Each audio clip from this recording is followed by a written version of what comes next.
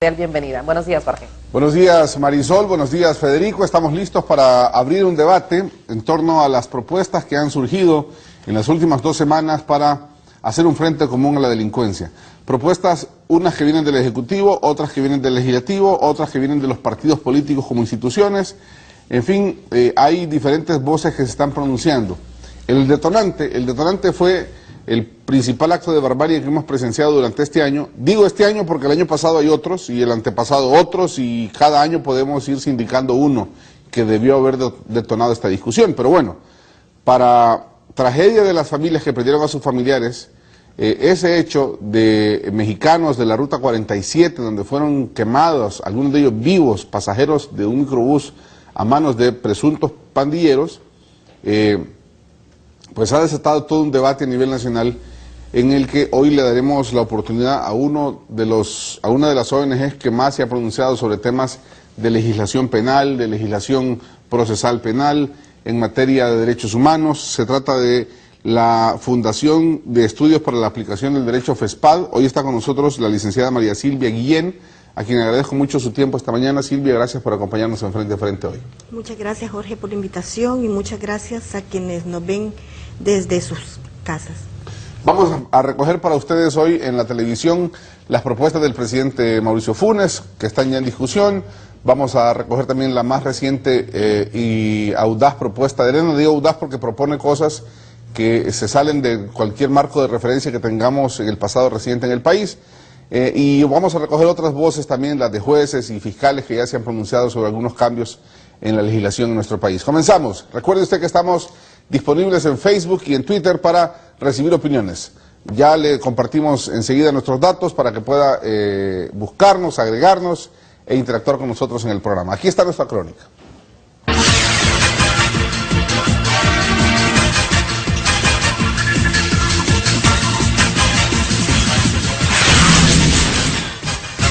Frente a Frente con Jorge Hernández. Esta es una imagen de hace 8 días. El pasado miércoles 23 de julio, el presidente de la República, Mauricio Funes, anunciaba una serie de medidas que su gobierno está adoptando para reducir los niveles de violencia y la criminalidad en todo el territorio. Entre esas acciones destacan la presentación de un anteproyecto de ley de criminalización de las pandillas en la Asamblea Legislativa. Les garantizo que estamos haciendo y seguiremos haciendo todo lo posible para combatir duramente a los autores intelectuales y materiales de los crímenes y los delitos que se cometen. Tengamos en cuenta que estamos luchando contra un enemigo poderoso, pero también estamos luchando contra una herencia maldita. Esa herencia maldita tiene una parte social. Se basa en las desigualdades y la exclusión que han reinado en el país en las últimas décadas. Y es que mientras se profundizaba la pobreza y la exclusión, mientras crecía la inmigración, se expandía también la violencia.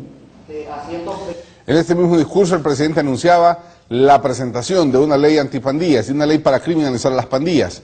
A menos de 8 días de este anuncio, integrantes del Gabinete de Justicia y Seguridad se reunieron a puerta cerrada con representantes de todas las instituciones e instancias relacionadas con el tema. Durante este encuentro se conoció que mañana el gobierno va a presentar el primer borrador, un primer documento a la Asamblea Legislativa, que va a ser un anteproyecto de ley de prescripción de grupos de pandillas, maras o grupos de exterminio, tal y como fuese anunciado por el propio presidente de la República. La idea es, en esta oportunidad, tener una conversación con diferentes representantes de varios sectores que tienen relación con la aplicación de la ley, con el objeto de buscar algún tipo de acuerdos, de unificar criterios. Entonces, en ese esfuerzo estamos. La parte probatoria es siempre en todos los delitos un reto, ¿verdad? Y ese no va a ser la excepción. Pero nosotros estamos convencidos que hay que ir avanzando en estos temas. En la parte probatoria nosotros compartimos junto con Fiscalía la responsabilidad de la prueba. Se criminaliza el pertenecer a organizaciones que se denominen maras o pandillas. Ese, digamos, es el fondo de la ley. Pero mientras el Ejecutivo ultima los detalles para entregar el anteproyecto de ley, el principal partido de oposición, Arena, presentará este día al presidente Funes un plan estratégico que ellos denominan de protección a la familia, a la niñez y a la juventud, para tener un El Salvador libre de pandillas. La principal propuesta de Arena, contemplada en este documento, oiga usted, es la creación de un comando militar contra las pandillas. Ese punto en específico se requeriría reformas legales que permitan el accionar excepcional de la Fuerza Armada en este caso. Yo en lo particular creo que debería ser una acción excepcional. O sea, la Constitución establece claramente que la policía es la que vela por la seguridad pública. Pero ante una situación de emergencia nacional, como en cualquier país, se tiene que echar mano de todos los recursos y de las capacidades instaladas que tiene un Estado. Y en este caso la Fuerza Armada puede convertirse en un elemento importante para este apoyo. Otra de las propuestas de Arena es que se construya en la isla Martín Pérez, me estoy refiriendo al Golfo de Fonseca. En esta isla Martín Pérez, Arena propone que se construya un centro de internamiento para los cabecillas y los criminales de alta peligrosidad. Esa es una propuesta, pero en lo particular esa es una propuesta porque en otros países se ha hecho exitosamente, en otros países no ha sido tan exitoso el tema, pero esa es una propuesta que más es un término conceptual, o sea, hay que aislar los penales de los pandilleros. Y eso no necesariamente se tiene que hacer en una isla. Yo en lo particular creo que la propuesta tiene una base técnica importante y podría ser el caso para hacer más difícil todo el accionar delictivo que cometen desde el interior del penal. Pero también se puede vía decreto legislativo, y eso es una de las propuestas que su servidora hizo hace ratos, junto con estas otras, que es que se cierren los penales, que se decrete vía legislativa el estado de emergencia indefinido en los centros penales donde están los pandilleros. Muy bien, como ven, no podemos agregar todos los elementos del debate porque esto nos llevaría más tiempo. Me interesa escuchar la opinión de FESPAD frente a los hechos que han movido o que han sido el motor del reinicio, Silvia, de un debate que no es nuevo en el país, sino que ya tiene algunos antecedentes.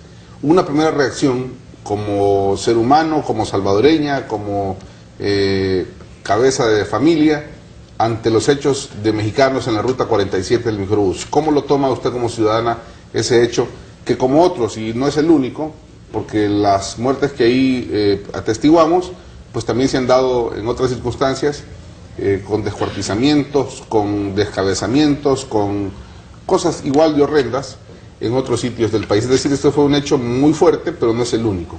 ¿Es el de mexicanos? ¿Qué impresión le causó? Bueno, Jorge, indudablemente que mi primera reacción es como mujer y como madre, ¿verdad? Realmente sentirme indignada, horrorizada, y no quisiera decir impotente, frente a una realidad que golpea tan fuertemente siempre a las mismas personas, porque aquí estamos viendo cómo una realidad tan dura que se vive en el país ya desde hace muchos años sigue golpeando a la población en situación de pobreza, a la población más débil y más indefensa de nuestro país. Yo realmente tengo una carga de indignación muy grande, una carga de tristeza y de realmente la profunda inquietud de que realmente se tome en serio lo que está pasando en el país. ¿Qué es lo que puede usted, digamos, sacar de radiografía como sociedad salvadoreña? ¿Qué nos ha llevado a hechos como ese? ¿Qué es lo que ha provocado que por un lado haya gente dispuesta a victimizar a hermanos propios salvadoreños de esa manera? Hablo de las dos partes, de quienes tienen el valor, quienes se han deshumanizado tanto para poder cometer ese tipo de delitos, y también de las víctimas. ¿Cómo es que nos hemos hecho tan vulnerables, pero a la vez tan agresivos como salvadoreños? Mire, yo pienso, Jorge, que en El Salvador hubo un fenómeno muy drástico en la vida de todo nuestro pueblo, que tiene que ver con todo el conflicto armado, con luego que llegamos a la firma de los acuerdos de paz, pero que realmente ahí todos asumimos que realmente entrábamos en un proceso de paz, cuando realmente a lo que entrábamos era a un proceso de posguerra que demandaba de toda la institucionalidad del Estado que se pusiera al servicio de la posguerra. La paz fue un sueño que todos tuvimos, fue un anhelo que quisimos creer en ese momento, pero que no se le dio al pueblo salvadoreño, especialmente a los niños, a las niñas, a todas aquellas personas que de alguna u otra manera vivimos esa época.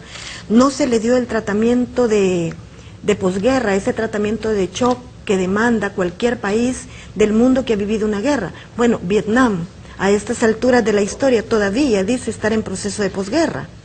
Pero eso supone tratamientos psicológicos, eso supone mecanismos de salud muy grandes que permitan ver lo que nos pasó, pero dar tratamiento para empezar a construir futuro. Eso no lo hicimos.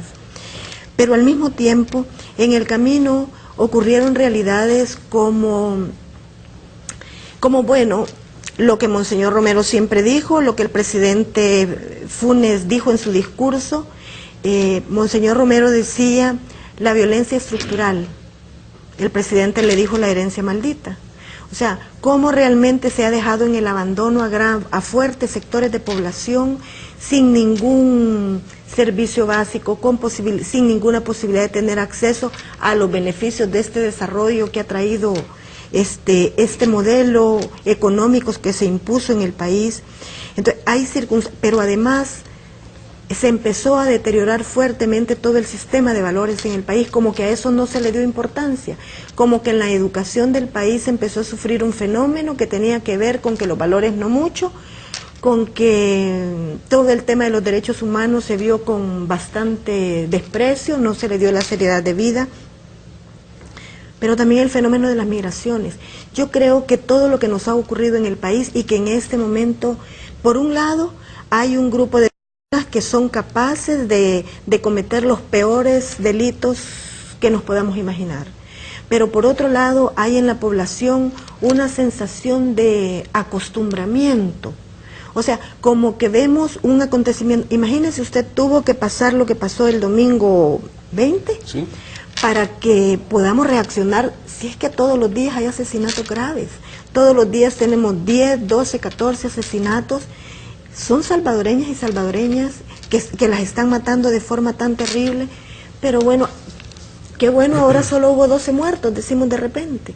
Son 12 seres humanos, entonces yo creo que hay una multicausalidad que ha generado toda esta realidad que está viviendo el país, que demanda que en este momento no vayamos a seguir cometiendo errores, Jorge. A ver, hay una ausencia notoria en su análisis de como causas de cómo hemos llegado a este nivel de barbarie. No sé si por intención o por omisión, pero no menciona usted nada que tenga que ver con el sistema de justicia del país, es decir, nada que tenga que ver con las leyes que hoy tenemos para perseguir el delito, nada que tenga que ver con la actuación del órgano judicial, de la policía, de la fiscalía, porque aunque efectivamente hayan condicionantes sociales para la delincuencia, existe la maldad. Existen las ganas de portarse mal, existe el delincuente porque es delincuente. Ese aparato que tiene que reprimir al malo, que tiene que apartar de la sociedad al que no está dispuesto a obedecer las leyes, ¿cómo está funcionando? Muy mal. Pero mire, lo que sí quiero aclararle, Jorge, es que no existe el delincuente nato. Esa es una teoría superada así de muchísimos años y no creo yo, bueno, está demostrado científicamente que la persona no nace mala, la persona se hace delincuente en el camino. Mire, yo creo que el sistema de justicia... Pero también está demostrado que no todos los pobres son criminales, ni todos los marginados son asesinos. Por supuesto que no, Jorge, yo no he dicho eso. Yo no he dicho eso y no lo voy a decir nunca, pero lo que sí voy a decir es que el proceso de marginación extrema que ha habido en el país ha llevado a condiciones en las cuales ha generado violencia extrema. Es violencia estructural que genera violencia social, que genera violencia criminal. No, Jorge, si aquí el crimen organizado, por ejemplo, del cual no se habla y que me gustaría que pudiéramos hablar en esta ocasión, porque aquí se enfoca toda la problemática en la criminalidad de las pandillas y no se ve que detrás de eso hay una criminalidad organizada, que es esa criminalidad que efectivamente no radica en los pobres, radica precisamente en los que tienen poder político y económico, aquí y en cualquier parte del mundo, ¿verdad?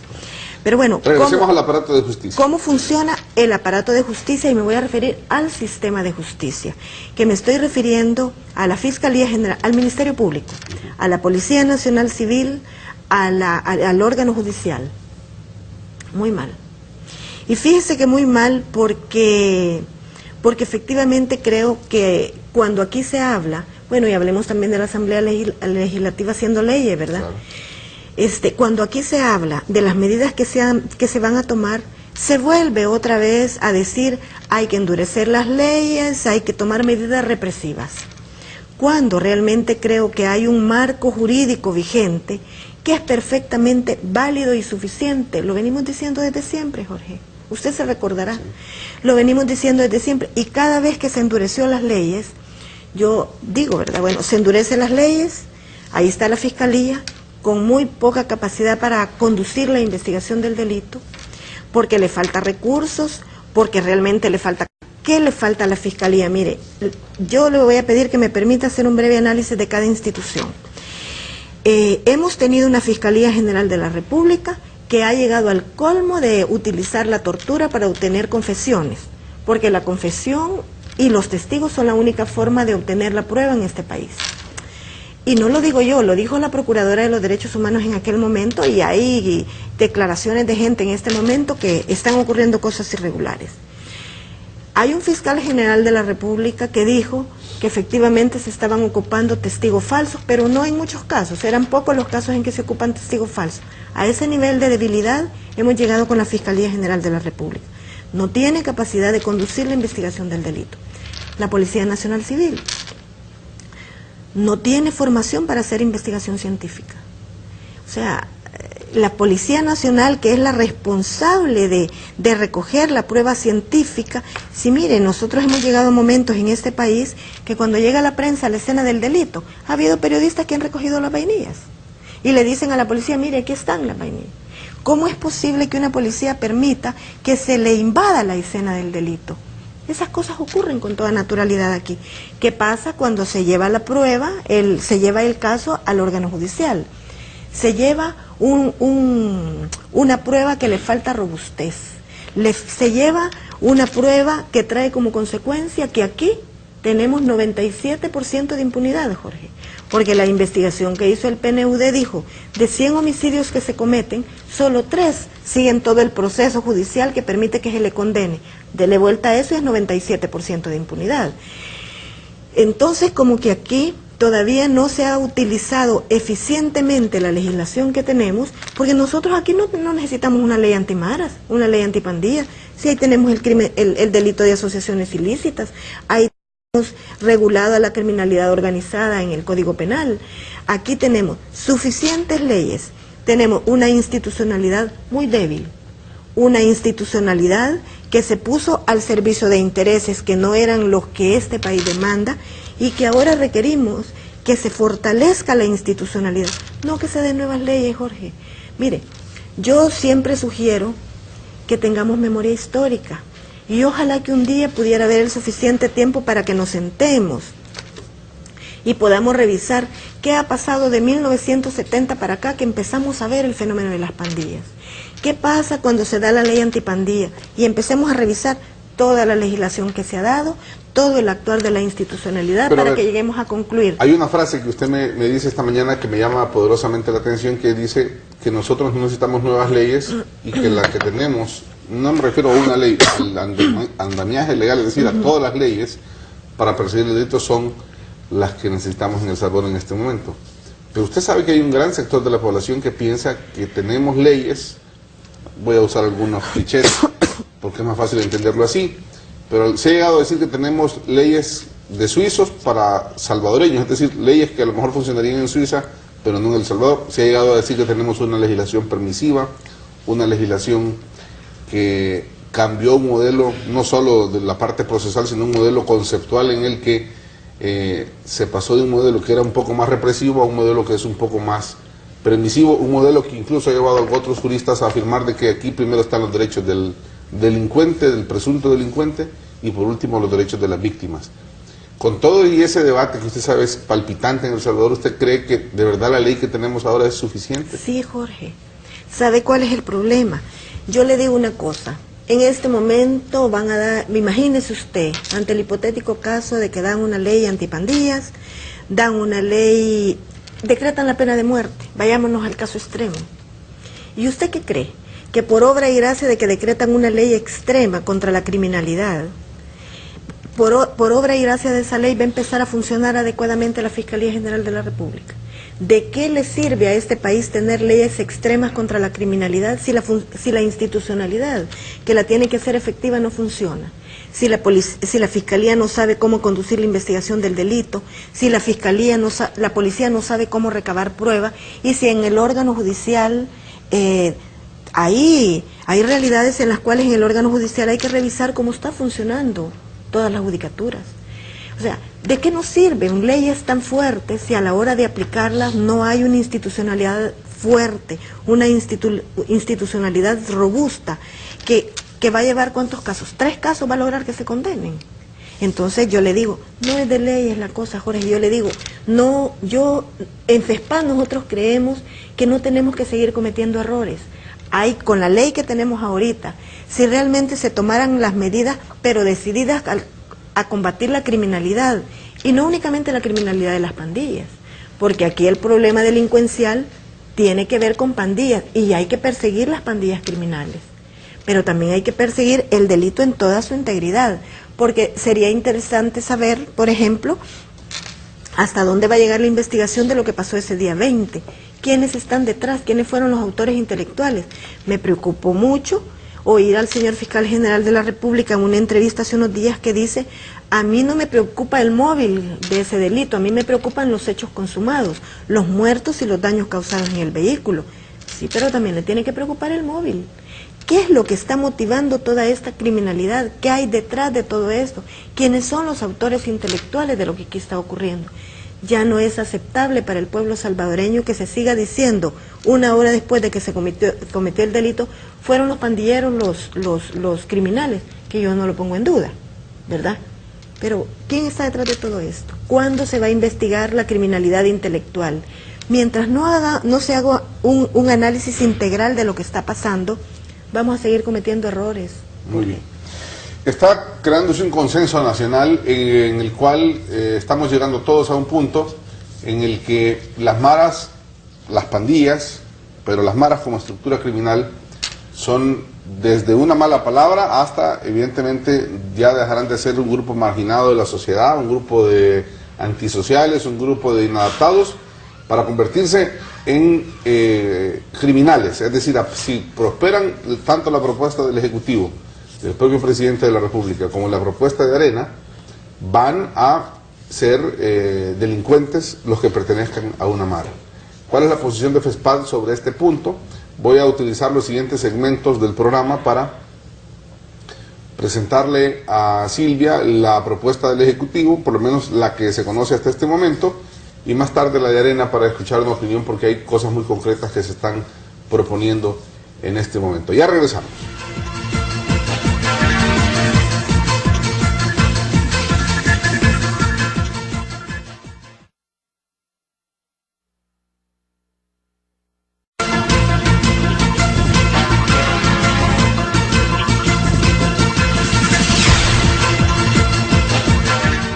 Bien, estamos de regreso. Silvia, usted debe tener bien documentado lo que yo presentaba en los números esta mañana. En el año 2003 se presentó un primer documento de ley antipandillas o de ley antimaras. Fue aprobado por la Asamblea Legislativa y luego todo lo que ocurrió después, un proceso de recursos de inconstitucionalidad que finalmente terminaron derogando o dejando sin aplicabilidad esta ley. La famosa ley antimaras del 2003. En 2004 hubo otro intento por criminalizar el tema de las maras, 2004-2005, pero nuevamente se volvió a cuestionar el tema de si es o no delito pertenecer a una mara. Para no irnos a cosas muy abstractas y muy amplias, voy a hacerle preguntas muy específicas para ir retomando un poco cronológicamente la postura sostenida que ha tenido FESPAD en el tiempo, pero vamos a un punto muy concreto. ¿Qué entiende usted por mara o pandilla? Empecemos por ahí. Bueno, es una forma de organización, especialmente de jóvenes, que tienen una estructura definida, que tienen códigos establecidos, que tienen finalidades definidas también, ¿verdad? Yo de entrada no le voy a decir que son organizaciones criminales, no le puedo decir eso, ¿verdad? Sí le puedo decir que a esta historia a este momento de la historia del país, lo que en su momento fueron los grupos de jóvenes en las esquinas que evolucionaron a las pandillas estudiantiles, ahora muchas maras o pandillas, bueno, y que luego evolucionan a las maras o pandillas, en este momento esas grupos organizados de jóvenes, que muchos de ellos ya son adultos, algunos ya evolucionaron a la criminalidad organizada. O sea, es indudable que buena parte de los miembros de las pandillas tienen que ver con la criminalidad. Yo no podría decir absolutamente que toda persona que tiene interés de pertenecer a una pandilla o está en una pandilla es un criminal, no necesariamente. O sea, hay estudios que tienen que ver con eso. En este momento del país sí es una realidad que la pandilla tiene mucho que ver con la criminalidad. ¿Para usted Mara no es sinónimo de crimen? No es sinónimo de crimen. Muy bien. Otra pregunta para tratar de entender un poco el marco referencial mediante el cual ustedes dan opiniones y dan algunas sugerencias para que se tomen decisiones en el país. Si eso es lo que usted entiende por Mara, ¿me puede usted explicar o tratar de interpretar, basado en la realidad nacional, cómo se ha dado eso que usted llama evolución hacia el crimen organizado? Es decir, yo soy miembro de una Mara, estoy en el crimen organizado, cometo delitos, pero la Mara no es un ente criminal. ¿Cómo se puede hacer las dos cosas? Lo que pasa es... O sea, yo pertenezco a una Mara, extorsiono, secuestro, mato, pero mi agrupación no es una agrupación criminal. Sí, lo que pasa es que como son estructuras irregulares, son estructuras que usted no puede identificar como... Usted, por ejemplo, cuando habla de una organización, de una institución, usted puede decir, tiene su sede en tal lugar, su dirección es fulanita de tal, los miembros son X, Y, Z, ¿verdad? Entonces, usted aquí no puede identificar como, digamos, esa persona, le voy a llegar al extremo de lo jurídico, esa persona jurídica. Bueno, pero usted sí sabe que existe la AMS. Sí, por supuesto. Y la 18. Sí, por supuesto. Los que vivimos en El Salvador lo sabemos. Por supuesto, pero usted me podría decir, si usted quiere saber, por ejemplo, quiénes son los miembros de FESPAD, por decirle una cuestión, usted va a las asociaciones y fundaciones y ahí nos encuentra. Si yo quiero saber quién es el miembro de la empresa, fulanito de tal, yo eso lo puedo saber. En este momento, una pandilla es una entidad amorfa donde usted puede decir, es posible que esa persona sea miembro de esa pandilla. Pero la entidad como tal es amorfa, Pero si vamos a la policía y al registro y a la base de datos de pandilleros que tiene la policía, ellos tienen los nombres, Silvia, las fotos, los antecedentes de cada uno de ellos, su apodo y hasta su bagaje criminal de los delitos que presuntamente se les pueden imputar. Eso por mencionar a la policía. Si usted va a las colonias, si usted va a la colonia Jardín de Mexicanos, ahí le van a decir los vecinos quiénes son de la Mara AMS y quiénes son de la Mara 18. La gente los conoce perfectamente. ¿Por qué los conoce? Porque son los que les extorsionan, son los que les amenazan, son los que les tienen intimidados. Jorge, y entonces, ¿por qué si la policía tiene la lista de las personas, de la lista y sabe los crímenes que han cometido, y por qué no recaban pruebas y los meten a la cárcel? Pues con prueba bien recabada. Porque usted tiene razón. A lo que me quiere llevar es a que yo le diga, es que la pandilla como tal es un ente criminal. Es que yo como abogada, acuérdese que yo tengo cabeza de abogada y como tal, yo requiero que para poder decir eso, yo requiero que se pueda probar. Y claro. Pero es que eso es justamente el drama que vive El Salvador. Ante hechos como el del domingo, como que más o menos, ¿qué más necesitamos probar? Está claro que hay una Mara, está claro que hay unos muertos, está claro que cometieron un crimen, como más o menos, ¿qué necesitamos probar? O sea, lo que necesita probar es que las personas que participaron en eso, esos son los criminales. Pero además necesita probar quiénes son los autores intelectuales, que además son miembros de otra pandilla o de la misma pandilla, o no son miembros de las pandillas. Son otras personas en este país que tienen interés en que aquí se arme todo esto que se está armando, toda esta criminalidad, para desestabilizar este país, para generar condiciones... o sea, ¿qué está pasando? Pero hay que probar que estas personas dispararon, que estas personas incendiaron, que estas personas planificaron. Entonces, eso es fácilmente probable. Si hay personas que vieron, hay cantidad de testigos. Que en este momento la policía no sea capaz de probar eso y que los jueces no condenen a esas personas, sería el colmo, Jorge. Bueno, sí, pero no me extrañaría si eso llegara a pasar. No, porque a mí... por ahí va a encontrar algún juez corruptible, o un juez que lo puedan amenazar, o un juez que diga, pues yo por mis pantalones me paso por el arco del triunfo de la Constitución y las leyes penales y los dejo libres, pero no quisiera distraerme de la discusión a la que yo quiero entrar de fondo, que es si las maras son o no son una estructura criminal. Es que Denira, mire, fíjese que yo me pongo a pensar, claro, usted va, por ejemplo, a la Campanera, usted va a los Ticales, y la gente le puede decir, todos estos son pandilleros. Y fíjese que aunque usted no lo crea, Jorge, hay gente dentro de todos ellos que están cansados de la vida que están viviendo, que están pidiendo a gritos, que están pidiendo, ya queremos cambiar la vida que vivimos, queremos vivir una vida normal, especialmente a los familiares de los pandilleros, claro, que tienen realmente, que tienen una vinculación muy grande y que de una u otra manera viven la misma vida que están viviendo todos ellos, son parte de la pandilla. El problema es que aquí la pandilla no es X, Y, Z, es X y su familia, es Y y su familia. Ese es el gran problema, que es un problema complejo. Jorge, hay gente en este momento que está pidiendo oportunidades para realmente incorporarse a la vida económica y social de este país.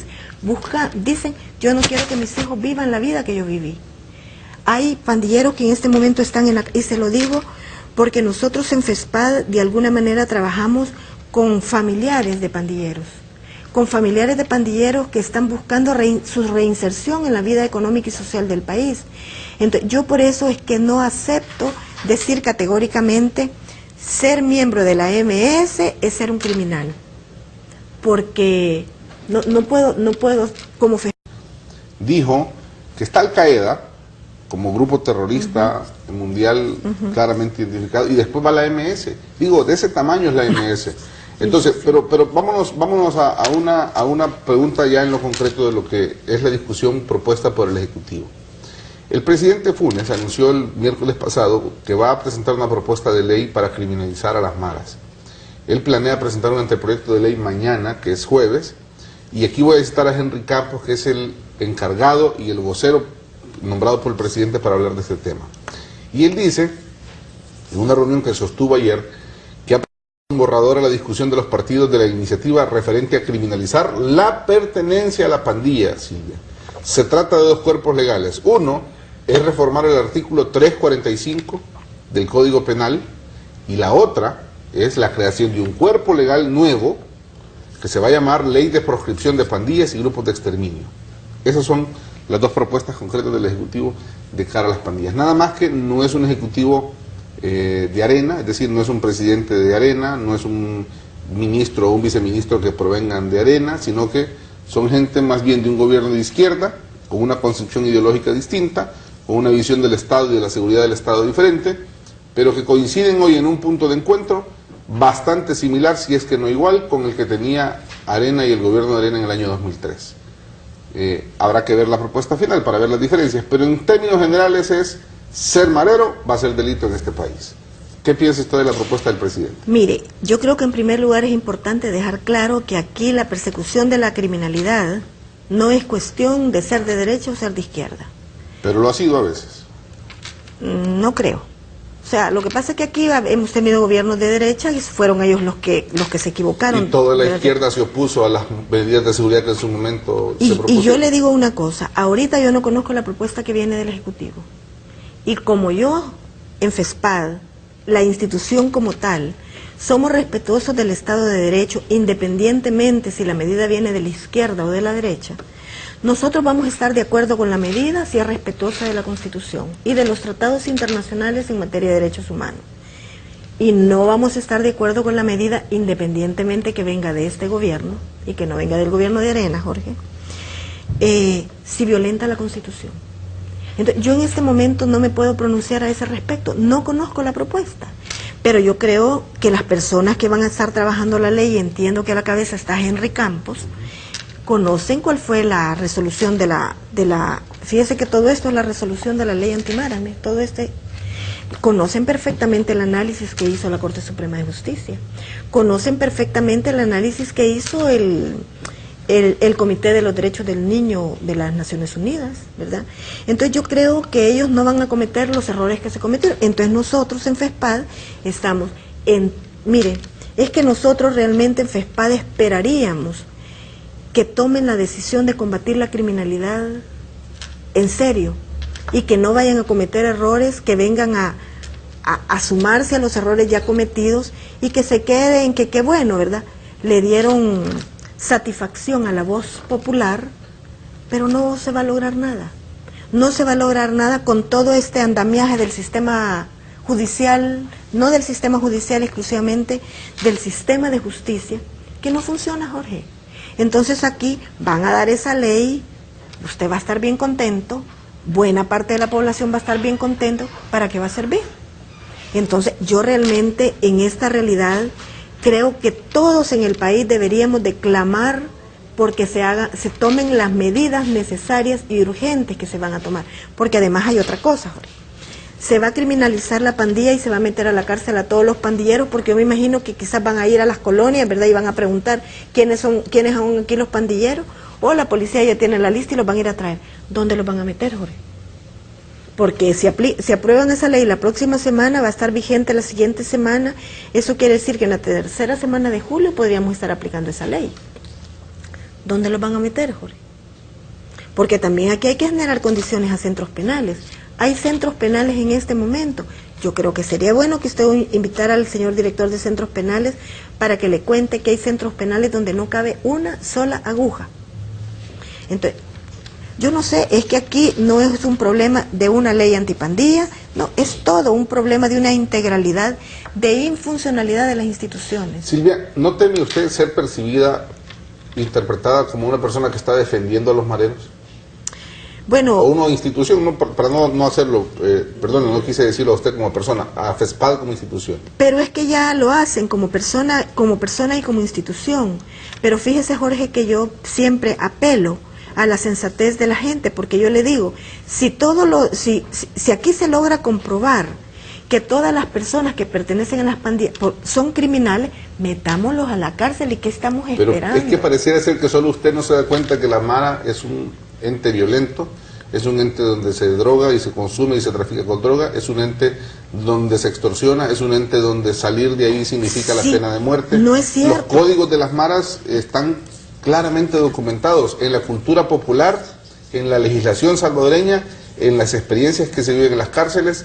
Es decir, casi ningún salvadoreño que viva en nuestro territorio puede ignorar el código de conducta de un marero. Mire, usted hace un momento dijo, ya los mareros van a dejar de ser desadaptados para convertirse en criminales. Si son criminales, Jorge, o sea... ¿Y entonces cuál es el inconveniente que usted le vea que sean perseguidos como tales? No, es que yo no le veo inconveniente, yo no le veo ningún inconveniente. Yo a lo que le veo inconveniente es que se criminalice el hecho de ser parte de una pandilla. O sea, no toda la gente en las pandillas es criminal, Jorge. Yo se lo puedo asegurar. Como más o menos, digo, ¿qué otra actividad que sea lícita realiza una Mara como la MS o la 18? Tal vez yo no conozco esa experiencia y usted me la dice. Sí, yo creo que sería importante. Mira, hay experiencias importantes. Tienen pequeñitas empresas de panadería, hay gente que está trabajando en dar tratamiento a las computadoras, o sea, ¿cómo se llama? Mantenimiento a computadoras. Hay gente, porque quieren salirse de eso, y no es cierto que los matan si se salen, Jorge.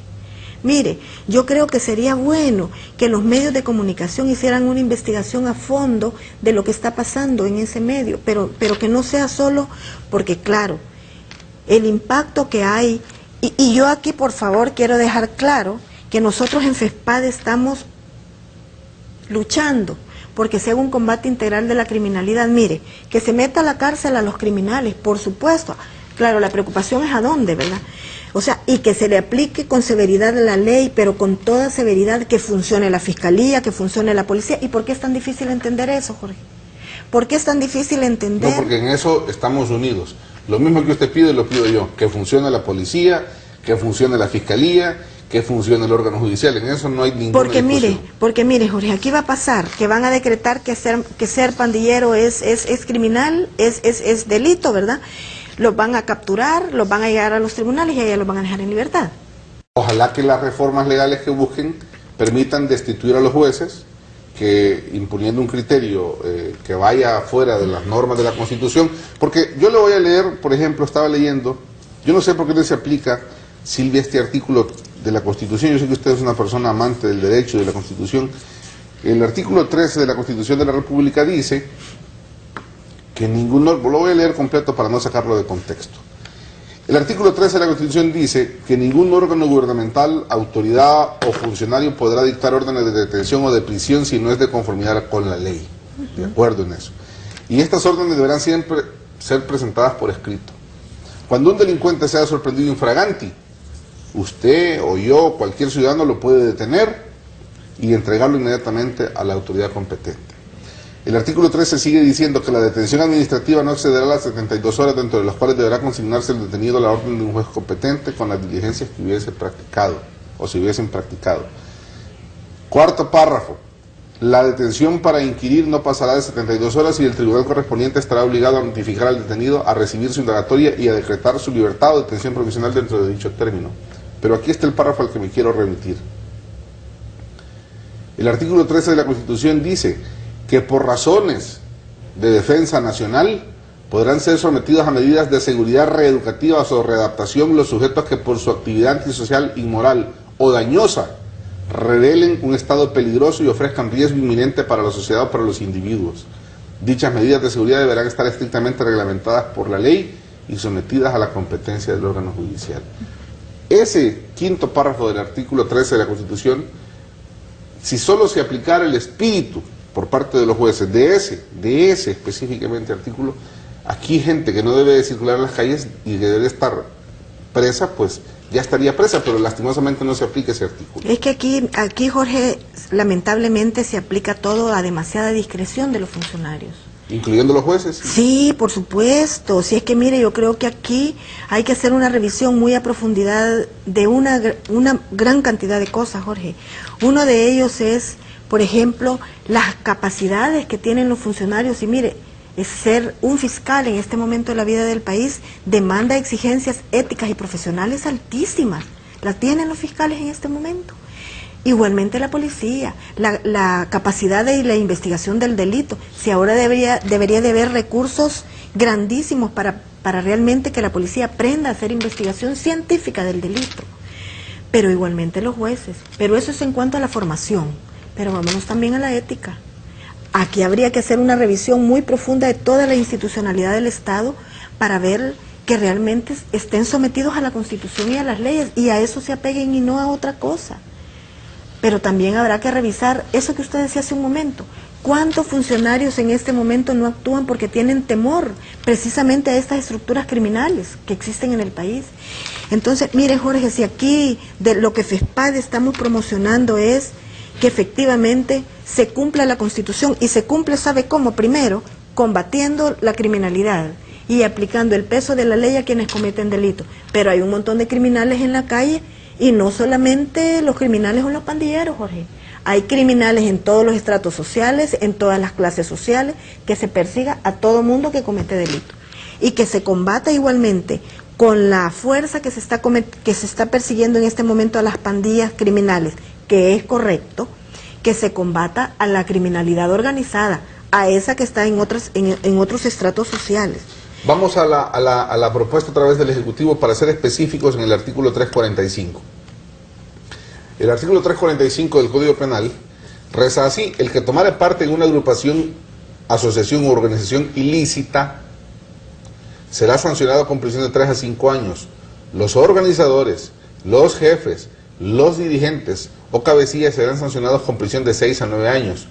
El viceministro Campos dijo ayer que la modificación al artículo incluirá específicamente la clasificación del delito de maras o pandillas o grupos de exterminio. Es decir, ya no va a quedar esto como asociación, organización, se va a agregar las palabras mara o pandilla. Es decir, ser marero va a pertenecer, le va a dar un boleto gratis a la cárcel de 3 a 5 años a quien pertenezca. Y el que es jefe, de 6 a 9, sí se aprueba, como lo ha propuesto Henry Campos, o el Ejecutivo, el presidente en todo caso. ¿Qué le parece esa propuesta? Pues mire, yo realmente pienso que quienes están haciendo esa propuesta realmente han revisado toda la constitucionalidad de eso, porque lo que yo quisiera es que si van a hacer propuestas legales, es que realmente sean propuestas que le busquen solución a esto.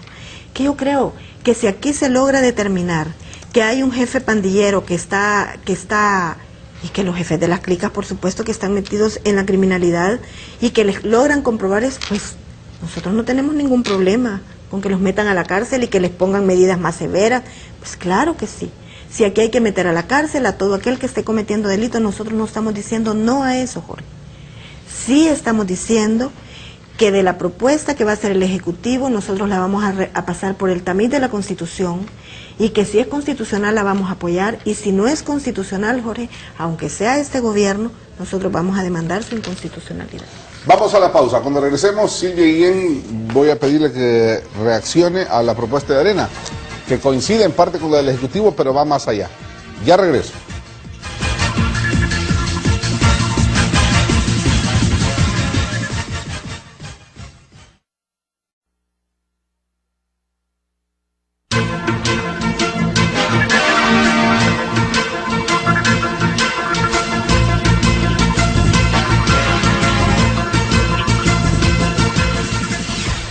Bueno, ayer comenzamos a filtrar, no a filtrar, sino a dar a conocer la información que habíamos obtenido de la propuesta del partido Arena. Arena dice que desde hace 2 meses viene trabajando en una comisión interna de propuestas de seguridad, que hoy le va a dar a conocer al presidente una propuesta en una reunión en Casa Presidencial. Les presento a ustedes las grandes líneas del plan estratégico del partido Arena para, según ellos, el nombre del plan es Plan Estratégico de Protección a la Familia, Niñez y Juventud, y dicen que si se aplican estas medidas que voy a leer a continuación, El Salvador va a ser un El Salvador sin pandillas.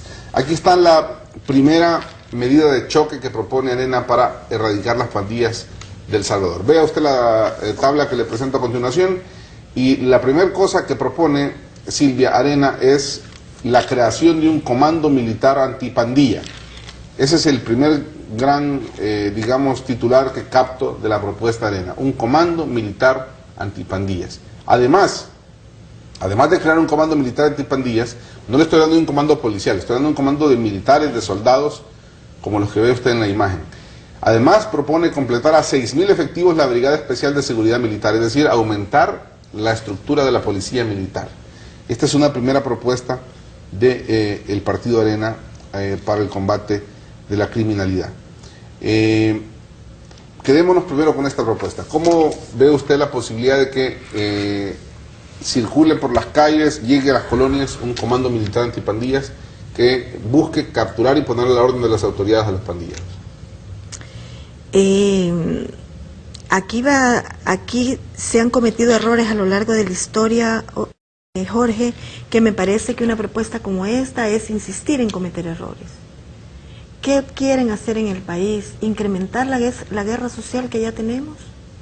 Porque se imagina usted aquí, frente a cada medida de fuerza, yo tengo tan presente que aquí el incremento de la fuerza, de la violencia de las pandillas, se vio a partir de aquel día cuando el presidente Flores, allá en la Colonia Luz, fue a decretar la ley, no fue la ley antipandillas, ella anunció la ley, pero anunció un plan antipandillas. El plan mano dura. El plan mano dura. A partir de ahí fue una demostración de fuerza, y por el otro lado hubo a ver quién tiene más fuerza. Mi temor en esto, Jorge, es que frente a medidas de fuerza, lo que hay es una demostración de quién tiene más fuerza. Mire, aquí el problema es que las pandillas criminales, porque yo hablo de pandillas criminales porque las hay. Las pandillas criminales están vinculadas ya a la criminalidad organizada, y eso va a traer como consecuencia una guerra social mucho más fuerte de la que ya tenemos. Y entonces yo digo, ¿por qué pensar en medidas como estas cuando aquí vamos a tener una guerra que no la vamos a tener en San Benito ni en la colonia Escalón? La vamos a tener en las mismas colonias en las cuales está la misma gente que está sufriendo ya la guerra social que ahorita tenemos, Jorge. ¿Qué quieren? ¿Incrementar esto? ¿Hasta dónde lo piensan llevar? ¿No le hace sentido a usted que ante una escalada de violencia, digo, las pandillas están retando al Estado, Silvia? Sí, por supuesto. Y están retándonos a los ciudadanos, están retándonos a aquel que hoy se levantó en la mañana y que va a trabajar honradamente, va temeroso en el autobús de que se suban 6 mareros, sí, los acribillen y en el peor de los casos les prendan fuego. A ese nivel hemos llegado. Con ese nivel de terror, que muchos han catalogado el hecho del 20 de julio como un acto de terrorismo, no tengo duda que lo es, en el más estricto sentido ¿sí? De la palabra. Nosotros también es un acto de terrorismo. Ante una situación excepcional de violencia, ¿no también deberíamos pensar en abrir un estado de excepción y tomar medidas excepcionales? ¿Esta una de ellas? Nosotros no estamos de acuerdo con eso, Jorge. No estamos de acuerdo en primer lugar porque aquí lo que se tiene que hacer es fortalecer la policía. O sea, es que realmente la Fuerza Armada está preparada para ir al combate, para defender la soberanía del Estado, pero no está preparada para combatir la criminalidad. Esa es otra cosa. Lo que va a generar usted con esto en las colonias es realmente una lucha, es casi esto es el inicio de una guerra en este país. Bueno, vamos a ver otra de las propuestas del Partido Arena. Una vez que la fuerza militante y pandillas accione, trabaje, pues lo que el Partido Arena propone es la creación de un centro especial de internamiento en la isla Martín Pérez del Golfo de Fonseca, para que ahí, en ese lugar aislado, en ese lugar remoto, donde no hay señales de celulares, donde no hay transporte para llegar, donde no hay forma de comunicarse, ahí purguen sus penas no todos los mareros, no todos los pandilleros, que solamente vayan a esa isla los cabecillas y los criminales de alta peligrosidad, al más fiel estilo de Alcatraz en San Francisco, o de la famosa aquellas Islas Marías en México, pero es decir, un penal en una isla donde se pueda aislar a los mareros. Es otra propuesta que hace el Partido Arena. Insisto, la creación de un centro especial de internamiento en la isla Martín Pérez del Golfo de Fonseca. ¿Cómo ve? Lamentablemente a mí tampoco me gusta esa idea. Mire, es que volvamos a la Constitución. Usted leyó un artículo completito de la Constitución y ella dice que el Estado organizará los centros penitenciarios con objeto de corregir a los delincuentes, educarlos y formarles hábitos de trabajo, procurando su readaptación y la prevención de los delitos. Cosa que está claro que ahora no está ocurriendo. No está ocurriendo. Entonces, ¿qué es lo que pasa? Que usted mete a un centro penal a un delincuente y lo saca convertido en un graduado universitario en criminalidad, ¿verdad? Entonces, una cosa como esta supone que usted va a mandar ahí a criminales que ya no tienen solución. Usted de antemano decide que ese es un tipo de gente que no tiene posibilidades de readaptación. Eso no es cierto, Jorge. O sea, porque si usted mete a esa gente ahí, en esas condiciones, como está la gente en Zacatecoluca, usted en la psique de la gente le mete, mire, usted no tiene nada que perder. Usted realmente está en condiciones en las cuales aquí lo vamos a tener ¿hasta cuándo? Se va a decretar la prisión perpetua porque usted ahí está generando una conciencia de criminalidad fortalecida día a día, sin posibilidades de buscar una salida que le permita la reinserción social. Pero de eso a lo que hoy tenemos, Silvia, que es mareros o reos que tienen 3, 4 teléfonos disponibles para extorsionar desde las cárceles, que pueden recibir 20 visitas a la semana, que pueden tener una visita íntima de 12 horas, de 6 de la mañana a 6 de la tarde. Digo, es casi estar en un hotel ahora mismo. Pero Jorge, el hecho de que pasen todas esas cosas, o sea, yo digo, la visita íntima, eso tienen derecho. El problema es que como la institucionalidad no funciona, la visita íntima y la visita sirven para que los doten de todo. O sea, ¿por qué se habla desde los centros penales? ¿Por qué se ordenan extorsiones desde los centros penales? Porque las instituciones lo permiten. Si aquí el problema, la solución no está en cada vez penas más fuertes, está en institucionalidad fuerte, que quien esté pagando una pena cumpla esa pena y que no esté en un hotel como usted dice, porque no es cierto que está en un hotel, Jorge. Bueno, de mala calidad, pero hotel al fin. Mire, yo le digo, yo cuando oigo a algunos entrevistadores en la televisión que dicen cosas así, yo digo, yo los quisiera ver, no un día, media hora, en un centro penal, pero en calidad de internos, para que vayan a ver qué es lo que dicen. Pero es que aquí lo que pasa es que creen que hay que hacer un centro de desechos, esos centros penales, para que no tengan ningún derecho. Si es que lo que hay que hacer es medidas rígidas, que realmente el interno cumpla su pena. ¿Qué haría usted, Silvia, con una persona, hablemos, porque esta isla sería para los cabecillas, supóngase que su teoría que usted propone de línea de investigación, que hay un cabecilla, es la Constitución, que hay un cabecilla detrás de los atentados del 20 de junio. ¿Qué hace usted con una persona que dio la orden de mandó a darle fuego a un microbús con gente adentro? Mire, aquí hay penas que hay delitos que tipifican claramente qué es el delito que cometió y la pena que le va a poner. Impóngale esa pena, mándelo a un penal donde realmente él cumpla a cabalidad la pena que se le ha impuesto, que no tenga uso de celulares, o sea, donde pueda tener todas las limitaciones que el cumplimiento de su pena, pero eso aquí no existe. Bueno, según Arena, podría ser en la isla Martín Pérez. Estoy diciendo nada más lo que Arena ha propuesto. Claro. Le voy a seguir leyendo. No, Jorge, pero solo déjeme que termine con esto. ¿Y Arena qué cree? Que porque van a crear ese penal allá, ya aquí se resolvió el problema porque aquí hay tráfico de influencias con los carceleros, aquí hay falta de transparencia de los funcionarios. Por obra y gracia de una ley y de un centro penal de esa naturaleza, ¿van a resolver esto? No, Jorge, el problema es mucho más complejo que eso. Bueno, vamos a terminar de ver la propuesta de Arena. Ya conocimos antes la propuesta del Ejecutivo en reformas legales. Arena sigue pensando que ya no hablando, perdón, de los cabecillas, sino que hablando en general de los pandilleros que estén en mayoría de 16 años, sean internados. Aquí estoy hablando de pandilleros que tengan 16 años, sean internados en granjas militares productivas bajo la figura del servicio militar obligatorio sin armas.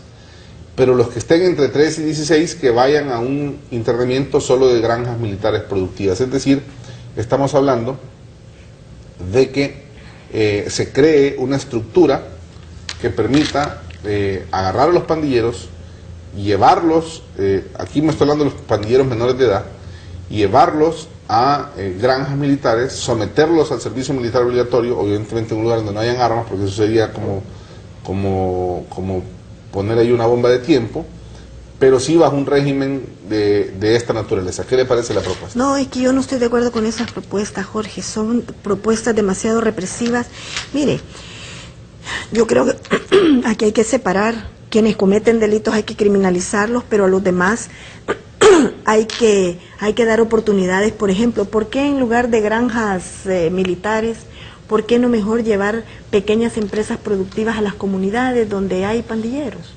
Yo le garantizo que esa gente se involucra. Bueno, hay experiencias, Jorge, hay experiencias que valdría la pena, algunas de ellas generadas por la empresa privada, donde están trabajando en zonas de conflicto que les han dado muy buen resultado, por las iglesias que han dado muy buenos resultados. Entonces, ¿por qué no generar pequeñas empresas productivas en comunidades de conflicto, en comunidades donde hay pandilleros? Bueno, pero es que eso es otra cosa, porque yo no estoy hablando, al ponerle algunos ejemplos, no estoy hablando de la madre de un pandillero o de los hijos de un pandillero, estoy hablando del pandillero en sí y de aquel que comete un delito. Ese debe ser reprimido y debe ser sacado de circulación. Es que el que comete el delito hay que meterlo a la cárcel, si eso no tiene ninguna duda, eso lo hemos venido diciendo siempre. Y entonces, ¿cuál sería el inconveniente que le ve FESPAD a una propuesta donde, pensando en que el vivero de las pandillas son los jóvenes, que tienen entre 16 y 18 años y cuya legislación o la que se les aplica es diferente, en lugar de que estén en centros donde no están teniendo, digamos, una readaptación, se pongan a trabajar en una granja productiva, bajo el régimen de servicio militar obligatorio? ¿Y por qué no hacer de esos centros de readaptación verdaderos centros, que cumplan con su labor constitucional? O sea, ¿por qué irnos a medidas tan extremas cuando podemos buscar medidas de resocialización adecuadas, Jorge? Si lo que queremos es gente que cuando regrese a la sociedad se incorpore a la sociedad, o lo van a tener eternamente ahí. Mire, me ha preocupado mucho un comentario, una frase que usted acaba de utilizar cuando dice los jóvenes son los viveros de los pandilleros, porque eso quiere decir que el hecho de ser joven está en la posibilidad de que lo criminalicen. No, porque no, usted sabe que lo que le quise decir con eso es que los pandilleros están reclutando jóvenes, ¿sí?, para mandarlos a cobrar la renta, porque saben perfectamente que al joven le cae menos pena o que se va a ser perseguido de manera diferente. Jóvenes y niños, Jorge. Claro. Entonces lo que ahorita tendríamos que lograr es evitar que los niños y los jóvenes tengan interés en la pandilla. Claro, y eso ¿cómo lograr eso?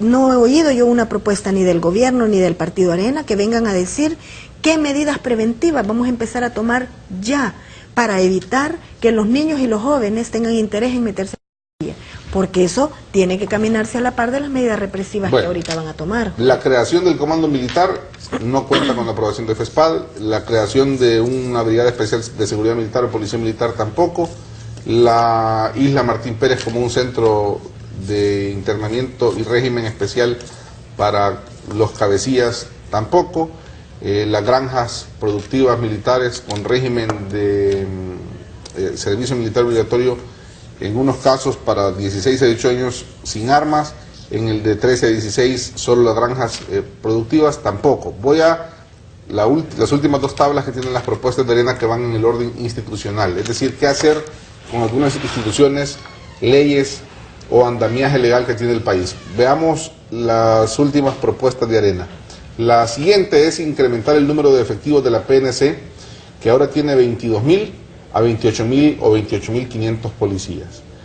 Arena coincide con el Ejecutivo en reformar la ley antipandillas contra asociaciones delincuenciales y contra crimen organizado, es decir, crear una ley que criminalice a las pandillas, tal y como lo está proponiendo ahora mismo también el Ejecutivo. Finalmente, Arena propone que se establezca un régimen de máxima seguridad en los penales para pandillas y crimen organizado, es decir, que los penales donde hayan pandilleros, todos sean básicamente como el de Zacatecoluca, así es el ejemplo que yo tomo.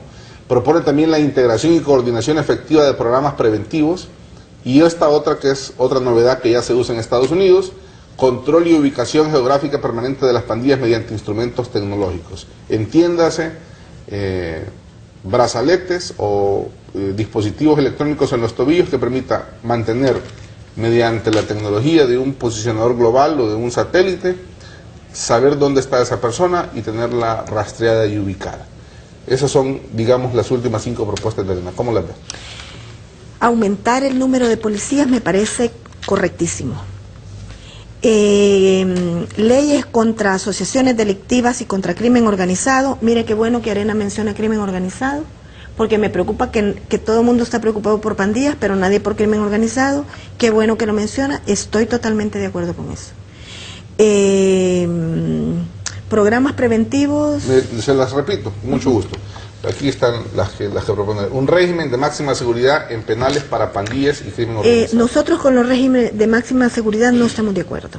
No cumplen con los fines que manda la Constitución. ¿Y la integración y coordinación efectiva de todos los planes preventivos? Sí. Eso para que los niños y jóvenes no vayan a las maras. Correcto, totalmente correcto. A nosotros nos parece que todo lo que tenga que ver con prevención debe de dársele tanta importancia como lo que tiene que ver con represión, porque eso quiere decir que estamos pensando en futuro. La represión tiene que ser ya, resolverlo ya, pero la prevención va para el mediano y el largo plazo. Y la última, el control y ubicación geográfica permanente mediante brazaletes o tobilleras para los criminales y los cabecillas. Es que aquí dice permanente de las pandillas mediante instrumentos tecnológicos. Ajá. O sea, si está comprobado que son criminales, o están en la cárcel o los están procesando, pero mientras no se confirme que son criminales, no veo esa medida correcta.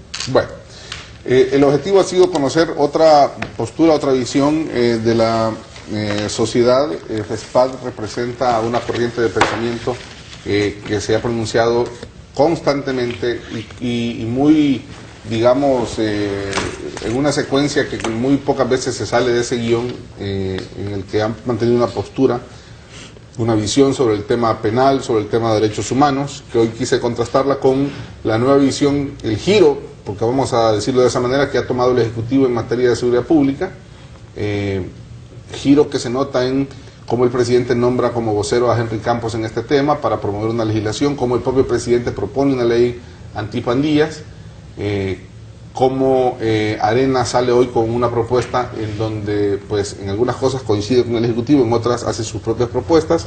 Hay que recordar que hoy, en algún momento del día, Arena se va a reunir con el presidente Funes y le va a presentar este plan, como una propuesta de cosas que se pueden y deben hacer para atacar ya a la criminalidad en el país. Es una propuesta que vamos a abrir a la discusión, como la misma del Ejecutivo y la de otras que vengan de la sociedad honrada, de la sociedad decente, para poder unirnos todos en esta lucha contra la delincuencia. Nadie creo que debe ni puede estar a favor de la violencia y menos de la impunidad. Silvia, gracias. Muchas gracias, Jorge. Por venir y compartir su postura, la de FESPAD, con nuestro programa y con los amigos televidentes. Muchas gracias.